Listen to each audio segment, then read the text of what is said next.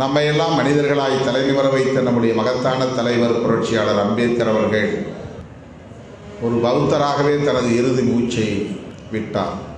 பிறக்கும்போது நான் இந்துவாக பிறந்திருக்கலாம், ஆனால் இறக்கும்போது ஒரு இந்துவாக நான் இறக்க மாட்டேன் என்று ஏலோ மாநாட்டு நிகழ்வில், ஏலோ என்னும் இடத்தில் நடைபெற்ற ஒரு மாநாட்டில் புரட்சியாளர் அம்பேத்கர் அவர்கள் உறுதியேற்றுக் கொண்டார். அதன் பின்னர் அவர் ஒரு நீண்ட நெடிய ஆய்வுகளை மேற்கொண்டு, பண்பாட்டு தளத்திலே ஆழ்ந்த ஆய்வுகளை மேற்கொண்டு, அதன் அடிப்படையில் அவர் உறுதியாக எடுத்த ஒரு முடிவுதான் பௌத்தத்தை தழுவுவது. இந்திய அரசியல் வரலாற்றில் இப்படி ஒரு முடிவை, துணிச்சலான முடிவை புரட்சியாளர் அம்பேத்கருக்கு முன்பு அல்லது அவருக்கு பின்பு யாரும் எடுத்ததில்லை. இந்த முடிவு தனிப்பட்ட முறையிலே அவருடைய மரியாதை குறித்த அல்லது மதிப்பு குறித்த ஒரு முடிவு அல்ல. அவருடைய செல்ஃப் ரெஸ்பெக்ட் என்கிற அடிப்படையிலான ஒரு சுயமரியாதை குறித்த முடிவு அல்ல. இந்திய அரசியலில் மிக பெரும் அதிர்வை ஏற்படுத்தக்கூடிய, தாக்கத்தை ஏற்படுத்தக்கூடிய மாபெரும் நிலைப்பாடு இது. அதனால்தான் அதை துணிச்சலான முடிவு என்று சொன்னேன். ஒரு மதத்திலிருந்து இன்னொரு மதத்தை ஏற்றுக்கொள்வது எந்த வகையிலே துணிச்சலான முடிவாக இருக்க முடியும்? எனக்கு கிறித்தவம் பிடித்திருக்கிறது, எனவே நான் கிறித்தவத்தை ஏற்றுக்கொள்கிறேன். இஸ்லாம் பிடித்திருக்கிறது, எனவே இஸ்லாத்தை ஏற்றுக்கொள்கிறேன். பௌத்தம் பிடித்திருக்கிறது, பௌத்தத்தை ஏற்றுக்கொள்கிறேன் என்று ஒரு தனிநபர் முடிவெடுத்தால் அதில் என்ன நெருக்கடி ஏற்பட போகிறது, என்ன அச்சுறுத்தல் வரப்போகிறது, அதற்காக துணிந்து முடிவெடுக்க வேண்டும் என்கிற நிலை உள்ளது என்ற கேள்வி எழலாம். இந்திய மண்ணை பொறுத்தவரையில் இந்து மதம் என்கிற அடையாளத்திற்குள்ளே அல்லது அந்த வளையத்திற்குள்ளே சிக்கியவர்கள் அதிலிருந்து வெளியேறுகிற போது, வேறு மதங்களை ஏற்கிற போது அல்லது தழுவுகிற போது பெரும் தாக்கத்தை அது ஏற்படுத்தி இருக்கிறது. சலசலப்பை ஏற்படுத்தி இருக்கிறது, மோதலை ஏற்படுத்தி இருக்கிறது, வன்முறைகள் வெடித்திருக்கின்றன, படுகொலைகள் நிகழ்ந்திருக்கின்றன. அந்த வகையிலே பார்க்கிற போது புரட்சியாளர் அம்பேத்கர் அவர்கள் இந்து என்கிற அடையாளத்தை உதறிவிட்டு தனிநபராக மட்டுமே அவர் வெளியேறவில்லை, லட்சக்கணக்கானோடு வெளியேறினார். லட்சக்கணக்கான பேரோடு அவர் பௌத்தத்தை தழுவினார் என்பதை விட லட்சக்கணக்கான பேரோடு அவர் இந்து வளையத்திலிருந்து வெளியேறினார் என்பதுதான் செய்தி, அழிக்கோடிட வேண்டிய செய்தி. நீண்ட நெடிய போராட்டங்களுக்கு பிறகு, ஆய்வுகளுக்கு பிறகு, நெருக்கடிகளுக்கு பிறகு புரட்சியாளர் அம்பேத்கர் அவர்கள் இந்த முடிவை எடுக்கிறார். ஆகவே இது ஒரு துணிச்சலான முடிவு. இந்திய அரசியல் வரலாற்றில் ஒரு மாபெரும் தாக்கத்தை ஏற்படுத்திய முடிவு. இந்து சமூக கட்டமைப்பின் மீது பேர் இடியாக புரட்சியாளர் அம்பேத்கரின் இந்த நிலைப்பாடு அமைந்தது என்பதை விட விழுந்தது, பேரிடியாக விழுந்தது என்றுதான் சொல்ல வேண்டும். அவ்வப்போது இந்து மதத்தை விட்டு வெளியேறியவர்கள் தான் இந்தியாவிலே இஸ்லாமியர்களாகவும் கிறித்தவர்களாகவும் இருக்கிறார்கள். இன்றைக்கு இஸ்லாமியர்கள் கணிசமான அளவிலே இந்தியாவில் இருக்கிறார்கள் என்றால் அவர்களெல்லாம் ஒரு காலத்திலே அவர்களின் முன்னோர் இந்துக்களாக இருந்தார்கள் என்பதுதான் வரலாறு. இன்றைக்கு இந்தியாவிலே குறிப்பிட்ட சதவீதத்திற்கு கணிசமான அளவிற்கு கிறித்தவர்கள் இருக்கிறார்கள் என்றால் அவர்கள் எல்லாம் ஒரு காலத்தில், அவர்களின் முன்னோர் ஒரு காலத்தில் இந்துக்களாக வாழ்ந்தார்கள் என்பதுதான் உண்மை. புரட்சியாளர் அம்பேத்கர் அவர்கள் இது குறித்து ஆய்வு செய்கிற போது, ஆழமான ஒரு ஆய்வை செய்கிற போது அவர் கண்டறிந்த உண்மை பெரும் அதிர்ச்சியை தரத்தக்கதாக இருந்தது. அது என்ன என்றால், இஸ்லாமியர்களாக இருந்தவர்கள் ஒரு காலத்தில் இந்துக்களாக இருந்தார்கள் என்பது எப்படி ஒரு வரலாற்று உண்மையோ, இன்றைக்கு கிறித்தவர்களாக இருப்பவர்கள் ஒரு காலத்தில் இந்துக்களாக இருந்தார்கள் என்பது எப்படி ஒரு வரலாற்று உண்மையோ, அதை போல இன்றைக்கு இந்துக்களாக இருப்பவர்களில் பெரும்பான்மையானவர்கள் ஒரு காலத்தில் பௌத்தர்களாக இருந்தார்கள் என்பதுதான். ஆக இந்துக்களே ஒரு காலத்தில் பௌத்தர்களாக இருந்தார்கள், பௌத்தர்கள் தான் இன்றைய இந்துக்களாக இருக்கிறார்கள். ஆகவே இவர்களின் கூற்றுப்படி கர்வாப்சி என்றால் இந்துக்களே நீங்கள் தாய் மதம் திரும்புங்கள், பௌத்தத்திற்கு திரும்புங்கள் என்று அழைப்பதாகத்தான் இது அமையும். இஸ்லாமியர்களே இந்துக்களாக மாறுங்கள் என்பதை விட, கிறித்தவர்களே இந்துக்களாக மாறுங்கள் என்பதை விட, இந்துக்களே பௌத்தர்களாக திரும்புங்கள், அதுதான் உண்மையான கர்வாப்சி, தாய் மதம் திரும்புங்கள் என்று பொருளாகிறது. புரட்சியாளர் அம்பேத்கர் அவர்களுடைய இந்த மாபெரும் ஆய்வில், சமூக ஆய்வில், பண்பாட்டு ஆய்வில், வரலாற்று ஆய்வில், அரசியல் ஆய்வில், இது வெறும் மதம் சார்ந்ததல்ல, இது பண்பாடு, சமூகம், அரசியல், வரலாறு என்கிற பல்வேறு தலங்கள் இணைந்தது, பிணைந்தது, கலந்தது. ஆகவே இது அனைத்து தலங்களிலும் தாக்கத்தை ஏற்படுத்தக்கூடியது. குறிப்பாக அரசியல் தளத்தில் மிக பெரும் தாக்கத்தை ஏற்படுத்தக்கூடியது. ஆகவேதான் புரட்சியாளர் அம்பேத்கர் அவர்கள், நான் பிறக்கும் போது இந்துவாக பிறந்திருக்கலாம், அது என் கையில் இல்லை, ஆனால் இறக்கும் போது நான் இந்துவாக இறக்க மாட்டேன் என்று சொன்னதும் இந்திய அரசியல் களத்தில் சூடுபிடித்து விட்டது, பரபரப்பு தொற்றிக் கொண்டது. இந்துக்களின் முகாமில் பெரும் அதிர்ச்சி பரவியது, அச்சம் பரவியது, பதற்றம் பரவியது.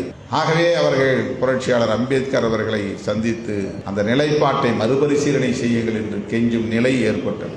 இஸ்லாமியர்களும் கிறிஸ்தவர்களும் இன்னும் பல்வேறு மதங்களை சார்ந்தவர்களும் கூட புரட்சியாளர் அம்பேத்கர் அவர்களை சந்தித்து உரையாடி இருக்கிறார்கள். இஸ்லாமிய தலைவர்கள், எங்கள் மதத்தில் நீங்கள் சேரலாம், கிறிஸ்தவ பாதிரிமார்கள், நீங்கள் எங்கள் மதத்தில் இருந்து சேரலாம். அவர் ஒரு ஆளாக இருந்திருந்தால் யாரும் ஓடி போய் அப்படி கேட்டு இருக்க மாட்டார்கள். அம்பேத்கர் என்றால் ராவணனுக்கு 10 தலை, புரட்சியாளர் அம்பேத்கருக்கு 10 லட்சம் தலைகள். அம்பேத்கர் என்றால் 10 லட்சம் பேர். 10 லட்சம் தலைகளோடு தான் அவர் நாக்பூருக்கு வந்தார். 10 லட்சம் தலைகளோடு தான் அவர் பௌத்தத்தை தழுவினார். ஆகவே அம்பேத்கர் என்கிற ஒரு தனிநபர் பௌத்தத்தை ஏற்கப் போகிறார் என்று அவர்கள் கருதி இருந்தால் கண்டுகொள்ளாமல் இருந்திருப்பார்கள். அம்பேத்கரோடு பல லட்சம் பேர் இந்து மதம் என்கிற அடையாளங்களை உதறிவிட்டு வெளியேறப் போகிறார்கள். இதுதான் அவர்களுக்கு பெரிய அச்சத்தை ஏற்படுத்தியது. ஆகவே புரட்சியாளர் அம்பேத்கர் மட்டுமல்ல, அவருடைய குடும்பம் மட்டுமல்ல, இந்தியாவில் இருக்கக்கூடிய இந்துக்கள் என்கிற அடையாளத்தில் இன்றைக்கும் உழன்று கொண்டிருக்கிற லட்சக்கணக்கான, கோடிக்கணக்கான குடும்பங்கள், அந்த குடும்பங்களின் முன்னோர் ஒரு காலத்தில் இந்துக்கள், பௌத்தர்களாக இருந்தார்கள், இன்றைக்கு இந்துக்களாக இருக்கிறார்கள். இதுதான் அவருடைய ஆய்வில் கண்டறிந்த உண்மை.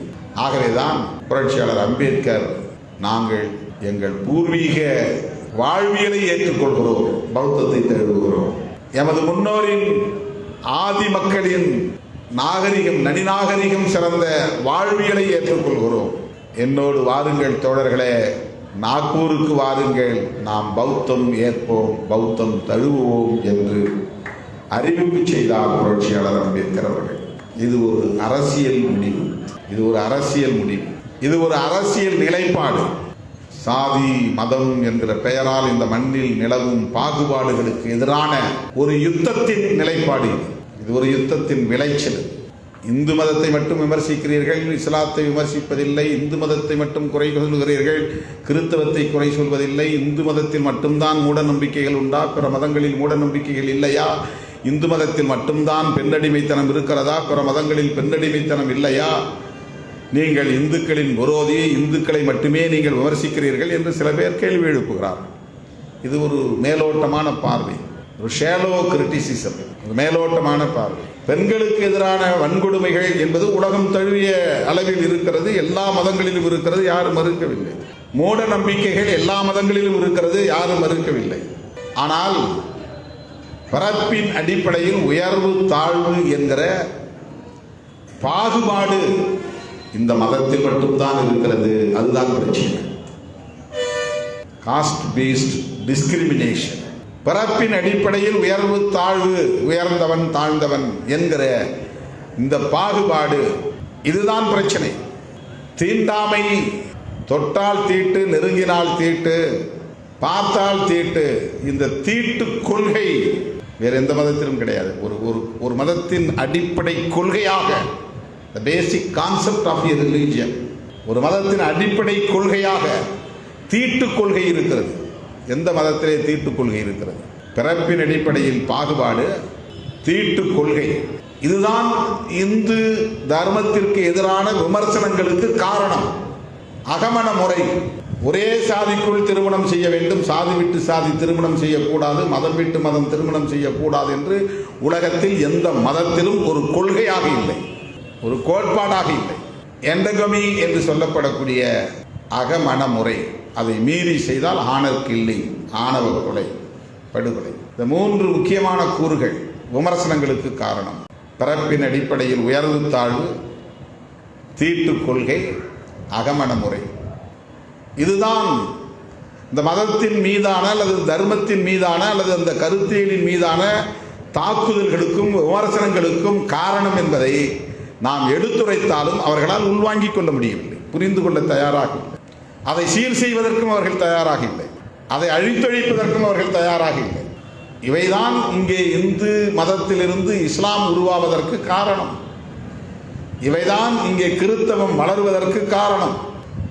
இந்த நிலையில்தான் தோழர்களே, புரட்சியாளர் அம்பேத்கர் அவர்கள் உள்ளிருந்து கொண்டு விமர்சித்துக் கொண்டிருப்பதால் எந்த பயனும் இல்லை. அவர்கள் அதை உள்வாங்கவும் தயாராக இல்லை, அதை மாற்றிக்கொள்ளவும் தயாராக இல்லை. அது தவறுதான் என்று சுய விமர்சனம் செய்து கொள்ளவும் அந்த மதத்தில் ஒரு அறிவாளி கூட இல்லை. அதுதான் பிரச்சனை. ரெண்டு பேருக்கு இடையில நல்லிணக்கமான நட்பு உருவாகணும்னா ரெண்டு பேரும் பகிர்ந்து கொள்ளக்கூடிய கருத்துக்களை ரெண்டு பேரும் உள்வாங்கிக் கொண்டு புரிந்து கொள்ள வேண்டும். எது சரியோ அதை ஏற்றுக்கொள்ள வேண்டும், எது சரியோ அதை ஏற்றுக்கொள்ள வேண்டும். நீ சொல்லுவதை நான் ஏற்றுக்கொள்ள முடியாது என்று இரண்டு பேருமே பிடிவாதம், வரட்டு பிடிவாதம் செய்தால் அங்கே நல்லிணக்கத்திற்கு இடமே இல்லை, வாய்ப்பே இல்லை. ஆகவே புரட்சியாளர் அம்பேத்கர் என்ன சொல்லுகிறார் என்றால், இந்த அடையாளங்களுக்குள்ளே உழன்று கொண்டே இருந்தால், அவர்களை எதிர்த்து கொண்டிருப்பதால், விமர்சித்துக் கொண்டிருப்பதால், அவர்களை எதிர்த்து போராடி கொண்டிருப்பதால் ஒருபோதும் அவர்கள் தம்முடைய நிலைப்பாட்டை மாற்றிக்கொள்ளப் போவதில்லை, அதற்கு வாய்ப்பில்லை. வரலாறு அப்படித்தான் சொல்கிறது. எனவே அதை விட்டு வெளியேறுவதுதான் தீர்வு. இதுதான் புரட்சியாளர் அம்பேத்கர் சொல்கிறார். அப்படித்தான் அவர் வெளியேறினார். வெளியேறுவதை ஒரு நிகழ்வாக நடத்தினார், அதை ஒரு யுத்தமாக நடத்தினார். ஒரு பண்பாட்டு நிகழ்வு கிடையாது, அது ஒரு அரசியல் நிகழ்வு. அதை ஒரு யுத்தமாக நடத்தினார். இதோ பார், நீ எந்த மதத்தை உயர்த்தி பிடிக்கிறாயோ அந்த மதத்தின் மீது நான் தாக்குதல் தொடுக்கிறேன். இது என்னுடைய தாக்குதல். இது உன்னை விட்டு நான் வெளியேறுகிறேன். நான் மட்டுமல்ல, 10 லட்சம் பேர் வெளியேறுவோம்.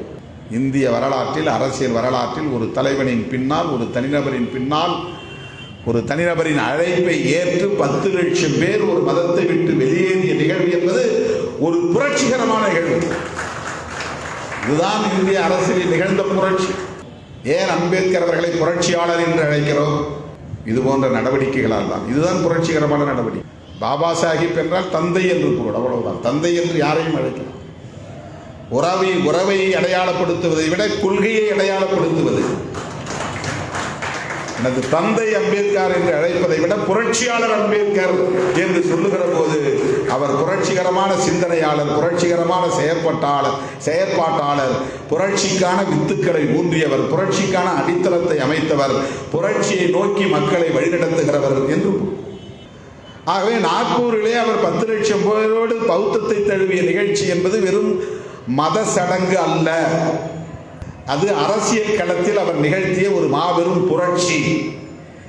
இந்திய அரசியல் வரலாற்றில் இந்து சமூக கட்டமைப்பின் மீது அவர் தொடுத்த மாபெரும் யுத்தம் அது. அருமை தோழர்களே, அந்த பௌத்தம் இன்றைக்கு என்னவாக புரிந்து கொள்ளப்பட்டிருக்கிறது, எப்படி இன்றைக்கு மக்களிடத்திலே பேசப்பட்டு வருகிறது என்பதை நாம் சுய விமர்சனத்திற்குள் இறங்கியாக வேண்டும். ஒரு காலத்தில் இந்தியாவை தம் கட்டுப்பாட்டுக்குள் வைத்திருந்த ஒரு கோட்பாடு பௌத்தம். இந்தியா முழுவதும் விரவி பரவியிருந்த ஒரு கருத்தியல் பௌத்தம்.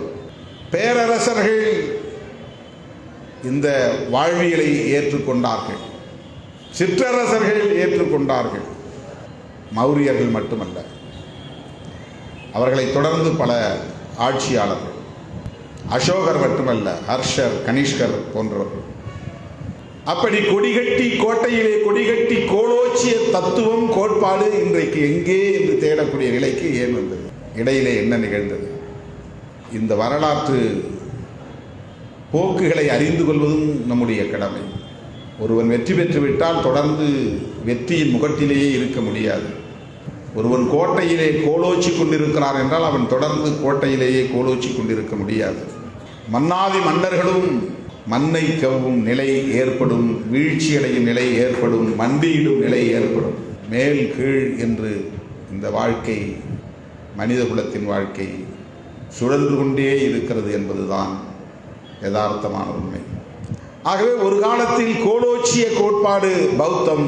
ஆனால் இன்றைக்கு விரல் விட்டு எண்ணக்கூடிய அங்கொன்றும் இங்கொன்றுமாக சில லட்சம் பேர் மட்டுமே இந்தியாவில் இருக்கிறார்கள் என்று எண்ணக்கூடிய நிலை ஏற்பட்டிருக்கிறது. இன்றைக்கு டெல்லியிலே அவர்கள் கோலோச்சலாம், கோட்டையிலே அவர்கள் கொடியேற்றலாம். ஆனால் அவர்களுக்கும் இதே நிலை ஒரு நாள் ஏற்படும். அந்த காலம் வரும்.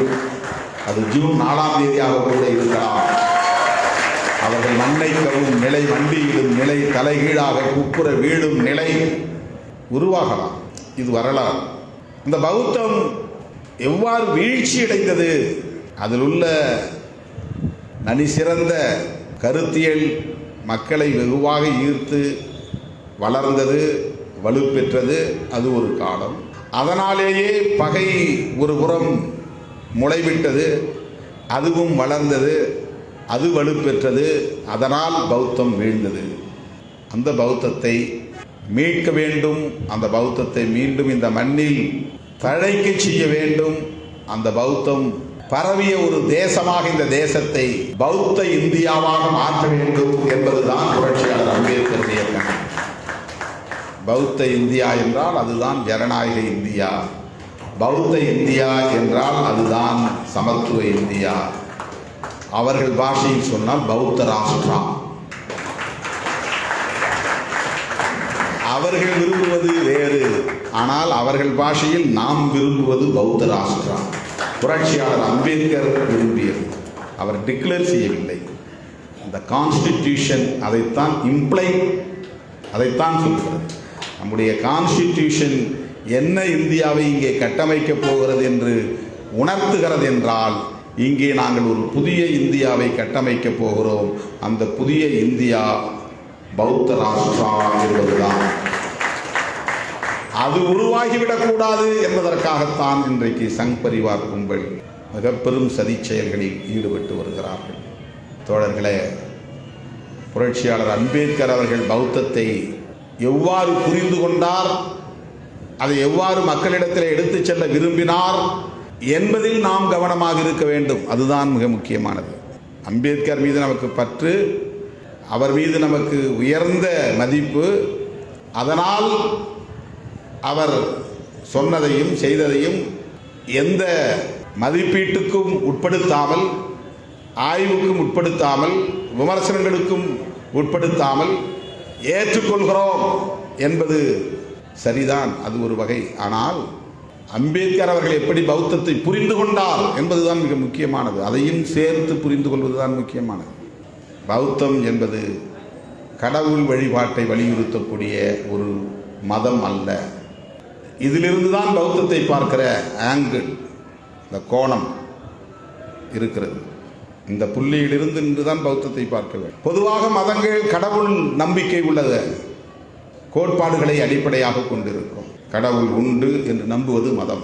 கடவுள் உண்டு என்றால் அது ஆண் கடவுளா பெண் கடவுளா என்ற கேள்விகள் எழும். ஆண் கடவுளும் உண்டு, பெண் கடவுளும் உண்டு என்று சொல்லுகிற மதம் உண்டு. ஆணும் இல்லை, பெண்ணும் இல்லை, அவருக்கு உருவமும் இல்லை என்று சொல்லுகிற மதங்கள் உண்டு. கடவுள் உண்டு என்று ஏற்றுக்கொள்கிற மக்களிடத்தில் கடவுளுக்கு உருவம் உண்டா உருவம் இல்லையா என்ற கேள்வி எழுகிறது. அதிலே உருவம் உண்டு என்று நம்புகிறவர்கள் ஒரு வகை, உருவம் இல்லை என்று நம்புகிறவர்கள் ஒரு வகை. உருவம் உண்டு என்றால் ஆணா பெண்ணா என்ற கேள்வி எழும். ஆணும் உண்டு, பெண்ணும் உண்டு, சிவனும் உண்டு, பார்வதியும் உண்டு, மகாவிஷ்ணுவும் உண்டு, மகாலட்சுமியும் உண்டு. படைத்துதான் ஆக வேண்டும். ஆண் என்று ஒரு கடவுள் இருந்தால் பெண் என்று ஒரு கடவுள் இருந்துதான் தீர வேண்டும். மனிதன் அப்படித்தான் சிந்திக்க முடியும். இந்த கேள்விகளுக்கெல்லாம் அப்பாற்பட்டதுதான் பௌத்தம். கடவுளை பற்றிய பேச்சே இல்லாத ஒரு வாழ்வியல் தான் பௌத்தம். கடவுளை பற்றியே பேச வேண்டியதில்லை. அதனால் ஆதி காலத்தில் இந்த மதத்திற்கு பெயர் நாத்திக மதம். இந்த மதத்திற்கு பெயர் நாத்திகம். கடவுள் மறுப்பை சொல்லுகிறவர்கள் இவர்கள், கடவுள் இல்லை என்று சொல்லுகிறவர்கள், கடவுளுக்கு எதிரானவர்கள். இப்படித்தான் பௌத்தத்திற்கு எதிரான வெறுப்பு முதலில் விதைக்கப்பட்டது. எப்படி இஸ்லாமியர்களுக்கான வெறுப்பு அரசியல் இன்றைக்கு விதைக்கப்படுகிறதோ அரசியல் ஆதாயத்திற்காக, அதை போல பௌத்தத்திற்கு எதிரான வெறுப்பு இப்படித்தான் முளைவிட தொடங்கியது. இப்படித்தான் திட்டமிட்டு விதைக்கப்பட்டது. இவர்களெல்லாம் பௌத்தர்களும் சமணர்களும் கடவுள் இல்லை என்று சொல்லக்கூடியவர்கள், ஆன்மீகத்தில் நம்பிக்கை இல்லாதவர்கள், வழிபாட்டு நடவடிக்கைகளில் ஈடுபாடு இல்லாதவர்கள் என்றுதான் இந்த மதங்களுக்கு எதிரான வெறுப்பு விதைக்கப்பட்டது. அப்படித்தான் இந்த இரண்டு மதங்களுமே சமகாலத்தில் அழித்தொழிக்கப்பட்டது. இப்போ பௌத்தத்தை பின்பற்ற துடிக்கிற நாம் இந்தியாவில் இருக்கிற பௌத்தம் அல்லது இலங்கையில் இருக்கிற பௌத்தம் அல்லது மியான்மரில் இருக்கிற பௌத்தம், தாய்லாந்தில் இருக்கிற பௌத்தம், ஜப்பானில் இருக்கிற பௌத்தம் எவ்வாறு இயங்குகின்றன என்பதை பற்றி என்றைக்காவது நாம் பேசியிருக்கிறோமா, விவாதித்திருக்கிறோமா? அதற்குள்ளே நாம் என்றைக்காவது ஆய்வை நடத்தி இருக்கிறோமா? இல்லை. ஏற்கனவே மகாயானா, ஹீனயானா என்றெல்லாம் மதங்கள் இருக்கின்றன. ஜென் புத்திசம் என்றெல்லாம் சொல்லப்படுகிறது. ஏற்கனவே அதற்கான புனித நூல்கள் பல எழுதப்பட்டிருக்கின்றன. இலங்கையிலே அவருடைய பல்லுக்கே ஒரு கோவில் இருக்கிறது. மலையகத்தில் புத்தருடைய பல் ஒரு மாபெரும் விகார கட்டி பாதுகாக்கப்படுகிறது. கௌதம புத்தருக்கே இதில் உடன்பாடு இல்லை, உடன்பாடு இருக்காது. கௌதம புத்தருக்கே உடன்பாடு இல்லாத நிகழ்வுகளாக அவையெல்லாம் மாறி இருக்கின்றன. கோயில்கள் கூடாது, விக்கிரகங்கள் கூடாது, பூசைகள் கூடாது, வழிபாடுகள் கூடாது, மந்திரங்கள் கூடாது, சடங்குகள் கூடாது. இதுதான் பௌத்தம். இப்படித்தான் ஆதி காலத்திலே பௌத்தம் பேசப்பட்டது. அதனால்தான் மகாயானத்தை பற்றியோ ஹீனயானத்தை பற்றியோ அல்லது அதனுடைய பேறு பிரிவுகளை பற்றியோ பேசாமல் இதோ நான் எழுதுகிறேன் பௌத்தம் தொடர்பாக என்று புத்தான் ஹிஸ் தம்மா என்கிற ஒரு நூலை புரட்சியாளர் அம்பேத்கர் அவர்கள் எழுத வேண்டிய நிலை ஏற்பட்டது. அதற்கு அவர் வைத்த பெயர் நவயானா. அதில் மகாயானா, இது ஈனயானா, இது நவயானா என்ற புதிய பெயரை அவர் ஏன் சூட்ட வேண்டும்? இது ஒரு கேள்வி. ஏற்கனவே மகாயானம் இருக்கிற போது மகாயானம் என்றால் பெரும் பாதை, நெடும் பாதை என்று பொருள், அவ்வளவுதான். ஈனயானம் என்றால் எளிய பாதை என்று பொருள், இலகுவான பாதை என்று பொருள். நவயானா என்றால் புதிய பாதை என்று பொருள், புதிய பாதை, புதிய வழி. ஆக புரட்சியாளர் அம்பேத்கர் அவர்கள் இதோ நான் எழுதுகிறேன் புத்தருடைய தம்மம் என்ன என்று நான் எழுதுகிறேன். தம்மம் தான் வழிபடுதலுக்குரியது. வழிபடுதல் என்றால் வழியை பின்பற்றுதல் என்று பொருள். ஏற்கனவே ஒரு வழி உருவாக்கியாச்சு. அந்த வழியில் நீ போய் நின்னா உன்னை கொண்டு போய் அந்த இடத்துல விட்டுரும். இலக்கில் அந்த இடத்துல படுத்துட்டா உன்னை கொண்டு போய் விட்டுரும். வழிபடுதல், வழிபாடு, அதுக்கு சடங்குகள் அங்கே இடம் கிடையாது. ஒரு கருத்தை உள்வாங்கி கொண்டு அதை ஏற்றுக்கொள்வதற்கு பெயர் தான் வழிபடுதல். வழி என்றால் என்ன? பாதை. வழிபடுதல் என்றால் அந்த பாதையை பின்பற்றுதல். எந்த பாதையை? ஏற்கனவே முன்னோர் உருவாக்கிய பாதையை. ஏற்கனவே முன்னோர் உருவாக்கிய பாதைகள் இருந்தபோது ஏன் புதிய பாதை? இதுதான் புரட்சியாளர் அம்பேத்கரின் பௌத்தம். இந்த கேள்விக்கு நாம் விடை தேடுகிற போதுதான் புரட்சியாளர் அம்பேத்கர் பௌத்தத்தை எவ்வாறு புரிந்து கொண்டார் என்பதை நாம் புரிந்து கொள்ள முடியும். இன்னும் ஒரு 10 ஆண்டுகள் புரட்சியாளர் அம்பேத்கர் அவர்கள் வாழ்ந்திருந்தால் பௌத்தத்தை மறுகட்டமைப்பு செய்திருப்பார், மாபெரும் மீட்சி வென்றெடுத்திருப்பார். மக்களுக்கு தொண்டாற்றி உறக்கமில்லாமல் உழைத்து சர்க்கரை நோய்க்கு ஆளாகி 65 வயதிலேயே காலமாகும் நிலை அவருக்கு ஏற்பட்டது. அவருடைய சமகாலத்தில் 90 வயது வரையில் வாழ்ந்தவர்கள் உண்டு. இன்னும் ஒரு 10 ஆண்டுகள் அவர் வாழ்ந்திருந்தால் இந்தியாவின் திசைவெளி போக்கே மாறியிருக்கும். அவர் விரும்பிய பௌத்த ராஷ்டிரா இங்கே உருவாகியிருக்கும். ஆகவே பௌத்தம் என்பது ஒரு அரசியல் கோட்பாடு, பௌத்தம் என்பது ஒரு கலாச்சார கோட்பாடு, பௌத்தம் என்பது ஒரு சமூகவியல் கோட்பாடு, பௌத்தம் என்பது சடங்குகளால் நிறைக்கப் பெற்ற ஒரு ஆன்மீக கோட்பாடு அல்ல, சடங்கு சம்பிரதாயங்களை கொண்ட ஒரு ஆன்மீக கருத்தியல் அல்ல, மக்களை இயல்பாக வாழ வைப்பதற்கு வழிகாட்டக்கூடிய ஒரு வாழ்வியல் தான் பௌத்தம். அதிலே பாகுபாடு கிடையாது, தீட்டு கொள்கை கிடையாது, ஆணவ கொலைகள் இருக்காது, ஜனநாயகமே மேலோங்கி இருக்கும். பௌத்தம் என்பது ஜனநாயகம் என்று பொருள், பௌத்தம் என்பது சமத்துவம் என்று பொருள், பௌத்தம் என்பது சகோதரத்துவம் என்று பொருள், பௌத்தம் என்பது சுதந்திரம் என்று பொருள், பௌத்தம் என்பது பாகுபாடற்ற ஒரு சமூகத்தை கட்டமைப்பதற்கான அரசியல் கோட்பாடு என்று பொருள். அருமை தோழர்களே, பௌத்தத்தை நாம் இவ்வாறு புரிந்து கொள்வோம், புரட்சியாளர் அம்பேத்கரின் பார்வையிலிருந்து புரிந்து கொள்வோம், அதன் அடிப்படையில் நாம் இயங்குவோம் என்று சொல்லி அனைவருக்கும் வாழ்த்துக்களை கூறி நிறைவு செய்கிறேன். நன்றி, வணக்கம். உன் சாஸ்திரத்தை விட, உன் முன்னோரை விட, உன் வெங்காயம் வடக்கு மாற்ற விட உன் அறிவு பெருசு, அதை சிந்தி.